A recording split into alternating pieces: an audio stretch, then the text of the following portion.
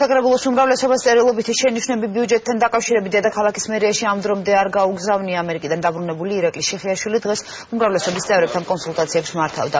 დღეს ბოლოს მერიაში გამგებლები და საქალაქო სამსახურების ხელმძღვანელები შეიკრიბნენ.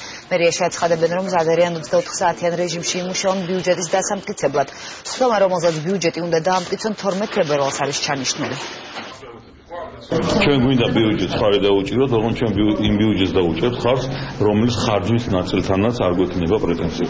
რეგლამენტის შესაბამისად და ყველა პროცედურის დაცვით ბიუჯეტი დაეწერა ყველა კომისიას, ყველა ფრაქციას, მოხდა განხილვები აბსოლუტურად ყველა კომისიაში, ყველა ფრაქციაში არის შენიშვნები ცალკეული ყველა კომისიას და ყველა ფრაქციის, ხდება ამ შენიშვნების შეჯამება. ჩვენ ველოდებით ჯერ კიდევ წერილობით შენიშვნებს ქალაქ თბილისის საკრებულოდან, ვინაიდან დარჩენილია სულ ერთი დღე, უნდა დავგეგმოთ და ვიფიქროთ თებერვალში 1-12 ფარგლებში როგორ შეიძლება დავხარჯოთ ის თანხა, რაც გაგვაჩნია. იმ შემთხვევაში თუ ბიუჯეტი არ დამტკიცდება, ჩვენ ყველა შემთხვევაში ვითვალისწინებთ, თუმცა მაინც იმედი გვაქვს, რომ გონიერება გაიმარჯვებს, თბილისი არ დარჩება უბიუჯეტოდ და დამტკიცდება.